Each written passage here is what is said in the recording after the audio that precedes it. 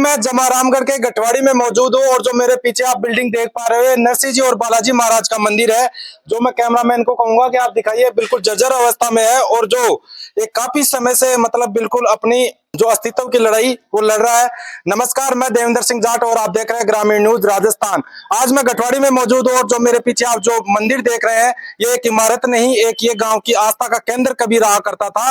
और जो आप मेरे पीछे देख पा रहे हो ये नरसिंह जी और बालाजी का मंदिर है। मैं कैमरामैन को कहूंगा कि आप आगे दिखाइए, जो बिल्कुल जर्जर अवस्था में आ चुका है और आप इसकी जो कंडीशन है वो दिखाइए। बिल्कुल नाजुक स्थिति रहा है कि जो गठवाड़ी ग्राम है उसकी आस्था का केंद्र रहा करता था और आज ये मंदिर अस्तित्व की लड़ाई लड़ रहा है।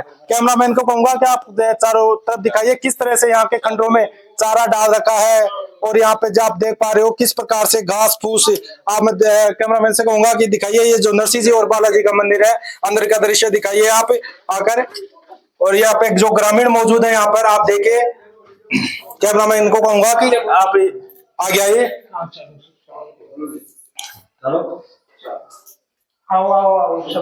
बालाजी की मूर्ति जो चेहरी जी पट्टी भी सारी और आप देख पा रहे हैं। मैं कैमरामैन से कहूंगा एक बार आप चारों तरफ दिखाइए। और आज बरसात आई हुई है, बरसात में आप नीचे से दिखाऊंगा। मैं कैमरामैन से कहूंगा कि यहाँ पे बिल्कुल पूरी तरह पानी यहाँ पे बिखरा हुआ है और पूरी जर्जर अवस्था में मतलब गिरने के कगार पे है ये। और कभी भी कोई भी भक्त या कोई सेवक यहाँ पे अगर आप पूजा अर्चना करने के लिए आता है तो कभी भी वो इसमें दब सकता है, क्योंकि जो आप देख पा रहे हैं दिखाइए आप किस प्रकार से जर्जर अवस्था में बिल्कुल ये बिल्डिंग हो चुकी है। और से कहूंगा कि आप एक बार अंदर आके दिखाइए। ये नरसिंह जी महाराज का जो मंदिर है, जो मुख्य मंदिर है आप देख पा रहे हैं यहाँ पे। और जो ऊपर एक ही अवस्था में आप देख पा रहे हैं कैसे पानी टपक रहा है यहाँ पे आप देख पा रहे हैं। कैमरामैन से कहूंगा आप थोड़ा अंदर आइए और अंदर आके दिखाइए किस तरह से ये पूरी जर्जर अवस्था में और यहाँ पर पानी टपक रहा है और कैसे महाराज यहाँ पे विराजमान है। और बरसात के मौसम में तो रही है कि यहाँ पे सीलन सी और ऐसी अवस्था में जो ये देखे ये पट्टियां देखे कैमरामैन से कहूंगा इतनी जर्जर अवस्था में कभी भी ये टूट सकती है। देखिए इस प्रकार से यहाँ पे दरारें चल रही है पट्टियों के अंदर और पानी बिल्कुल टपक रहा है। ग्रामीण हमारे साथ मौजूद है और ये बालाजी महाराज का मंदिर है। आप देखिए बालाजी महाराज का मंदिर और ऊपर की जो स्थिति है आप कैमरामैन से कहूंगा कि आप ऊपर की स्थिति दिखाइए। और श्रद्धालु भी आप देखिए किस प्रकार से यहाँ पे जो पानी भरा हुआ है ये देखिए। ऐसी स्थिति इस मंदिर की बनी हुई है।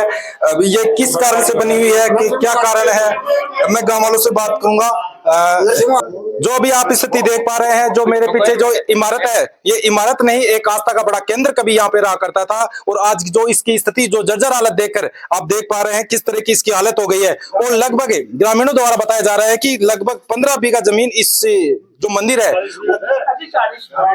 40 बीघा के लगभग ये जमीन यहाँ पे बता रहे हैं जो इस मंदिर की। लेकिन जो लोग इस भूमि का उपयोग कर रहे हैं वो भी इस मंदिर पर ध्यान नहीं दे रहे हैं। और आप देख पा रहे हो जो ऐसी किस तरह से हालत है। मैं कैमरामैन से कहूंगा चारों तरफ से दिखाइए किस तरह से पट्टियां टूट रही हैं। अरे जो यहाँ पे पट्टियां भी पड़ी हुई थी उनको भी पता नहीं कौन ले गया क्या है। कोई मतलब जो यहाँ पे कोई पुजारी थे काफी समय पहले यहाँ पे पूजा करते थे लेकिन वो पुजारी भी यहाँ से चले गए। बताइए गाँव वाले मौजूद है, उनसे बातचीत करते हैं किस प्रकार का क्या मामला है। हमारे साथ हैं गुरु जी, बताइए मतलब इतना बड़ा मंदिर है, कभी आस्था का पहले समय में मेरे हिसाब से इतना बड़ा मंदिर आसपास में बिल्कुल बिल्कुल सर, इतना बड़ा मंदिर ये अवस्था में इसको कम से कम 500 वर्ष पुराना मंदिर है सर।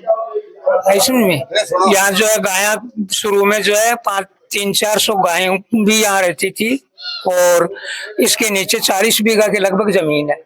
20-25 जो है दुकानें हैं और इसमें 2 वारिस हैं इसके जो है जो भी मंदिर की ये पूजा वगैरह कर रहे हैं ना, 2 हैं। एक ने 2 हिस्से ले रखे हैं, एक का तीसरा हिस्सा है। आई समझ में।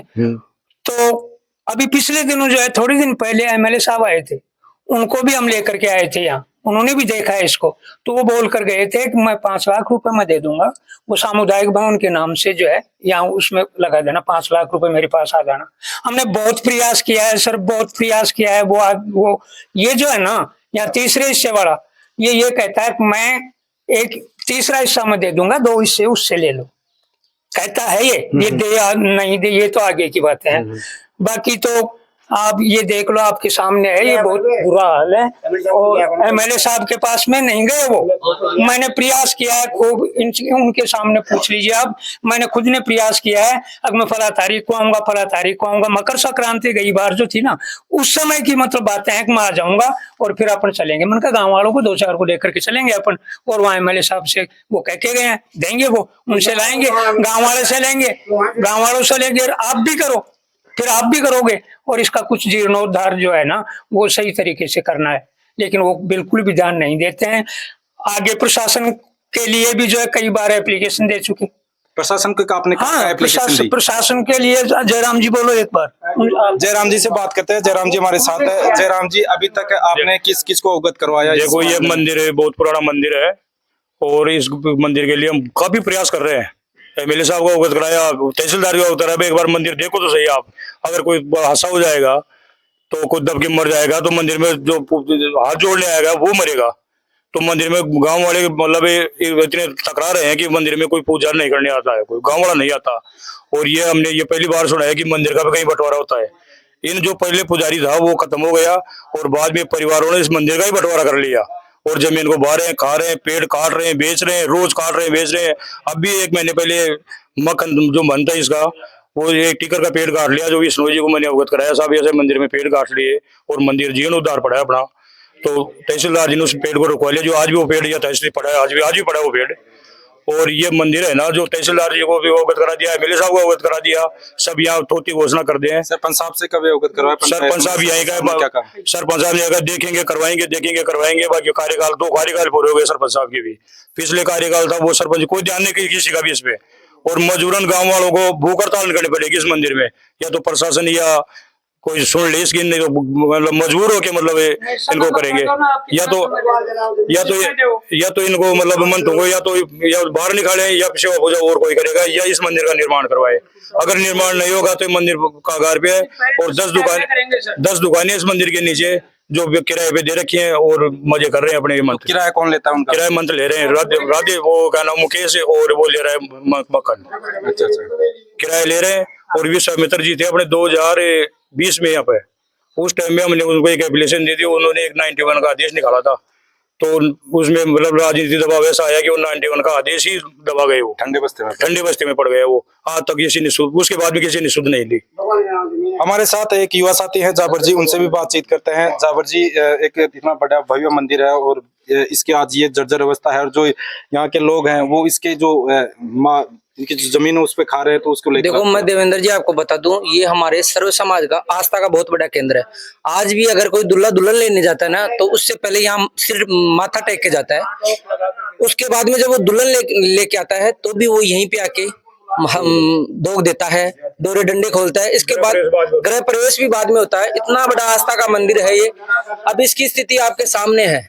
इसके अंडर में 40 बीघा जमीन है, खाने के लिए सब तैयार है, वो खा भी रहे हैं, लेकिन इसकी तरफ कुछ भी ध्यान नहीं है उनका। 40 बीघा जमीन में से 5 बीघे जो जमीन का जो आवक है ना, उसके पैसे भी उनसे नहीं लगाए जाते। इसमें उनको खाना है, इसमें कुछ नहीं लगाना है।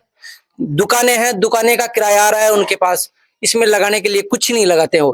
ना यहाँ कोई पूजा अर्चना होती है, ना यहाँ और कुछ होता है। सबसे बड़ा यह है, यहाँ पे एक स्कूल थी, उसमें कोई पट्टी थोड़ी सी क्रैश हुई थी, उस वजह से स्कूल को ही वहाँ स्थानांतरित कर दिया गया। तो मैं ये कहता हूँ, ये आस्था का केंद्र है। यहाँ बार सुबह शाम आरती के समय में भी आते हैं, 2 बत्ती शाम के टाइम में होती है। यहाँ आना जाना लगा रहता है, हादसा कभी भी हो सकता है, तो इसका ध्यान है ही नहीं उनको।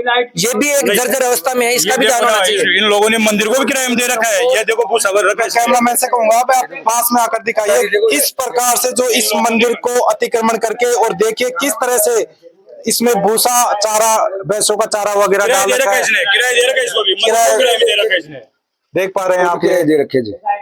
और ये आस्था का इतना जो बड़ी मंदिर है, यहाँ पे लाइट की भी, एक लट्टू की भी व्यवस्था यहाँ पे है नहीं। एक बार कैमरामैन से कहूंगा कि आप ये सामने से दिखाइए, देखिए कैसे जर्जर अवस्था में इसके ऊपर काई आ गई है। और कभी भी बड़ा हादसा यहाँ पे हो सकता है। अगर ये बड़ा हादसा हो जाता है, आखिर उसका जिम्मेदार कौन रहेगा? जो इस सफाई के लिए अवगत करवाया था मैंने। किसको अवगत करवाया था?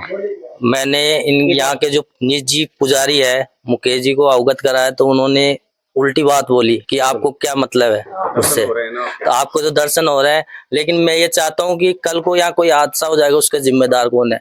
इसके अंदर में 40 बीघे जमीन पड़ी है, लेकिन वो तो आते हैं बस बोरी बांध के ले जा देते, 1 रुपए भी नहीं लगा। गांव वाले किस पुजारी आगे होंगे तब गांव वाले आगे होंगे ना, लेकिन उनको कोई मतलब नहीं है। पूजा होती है तरीके से नहीं होती है। तनखा देर कराओ तो तनखा देर करवाओ जो केटी का करे भी चाहे कौन करे भी इनका मतलब मरे कोड़े बाटा पड़ी जे बाटा के जाए मारा कौन बड़े मरे पूजा के लिए भी गांव वाले बस्ती के है, पर ये भी तो खुद भी तैयार हो ना, ये खुद ही तैयार नहीं है ये। अभी आप देख पा रहे हैं आस्था का इतना बड़ा केंद्र और 40 बीघा जमीन इसमें है, लेकिन जो मंत और पुजारी हैं वो इसके माल मटोरे खाने में सबसे आगे हैं। लेकिन जो आप ये पीछे मेरे पीछे देख पा रहे हैं बिल्कुल जर्जर अवस्था में है, इस पर बिल्कुल भी ध्यान नहीं है। और जो ये यहाँ पे किराया है मंदिर में जो जर्जर अवस्था में है उसको भी किराए में यहाँ पे दिया बताया, यहाँ के जो ग्रामीण बता रहे हैं। और पट्टियां काफी टूटी हुई है, बिल्कुल जर्जर अवस्था में है। और अब गांव वालों को आगे क्या स्टैंड रहेगा उसको लेकर हम गांव वालों से हमारे गांव वालों को यही रह गया, तो 15 दिन में हमारी कोई प्रशासन या कोई भी अगर रेवेन्यू बोर्ड वाला तहसीलदार या एमएलए साहब हमारी सुनवाई कर ले, नहीं तो हम 15 दिन बाद में आमरण अनशन शुरू करेंगे मंदिर। आपने कभी ज्ञापन दिया या उन ज्ञापन 15 दिन का कोई नहीं ज्ञापन नहीं दिया, ज्ञापन मीडिया की तरफ से दे रहे हैं ना, मैं ज्ञापन दे रहे हैं ना, मैं मीडिया से दे रहे ज्ञापन, या तो 15 दिन में या तो मंदिर की सुन ले और इसको जो भी सोल्यूशन हो ना वो मतलब कर ले, नहीं 15 दिन में हम गाँव वाले आमरण अनशन शुरू करेंगे। इसकी सेवा भी नहीं हो रही है और जो भी कोई आशा हो जाएगा ना उसका जिम्मेदार प्रशासन होगा, हम नहीं होंगे उसमें। अभी आप देख पा रहे हैं मतलब ऐसी जर्जर अवस्था में ये जो मंदिर है, अगर इसमें कोई बड़ा हादसा हो जाता है तो आखिर इसका जिम्मेदार कौन रहेगा? प्रशासन रहेगा, शासन रहेगा, या फिर ये जो यहाँ के पुजारी जो मंत हैं वो रहेंगे? आप जो इस स्थिति को देखकर हमें कमेंट में जरूर बताइए और अपनी राय जरूर दीजिए। अगर शासन प्रशासन तक हमारी आवाज पहुंच रही है तो इस पर संज्ञान लेकर आप जरूर इस पर कार्रवाई करने का प्रयास करें ताकि कोई बड़ा हादसा होने से बच सके। बने रहिए हमारे साथ, ग्रामीण न्यूज राजस्थान के साथ मैं देवेंद्र।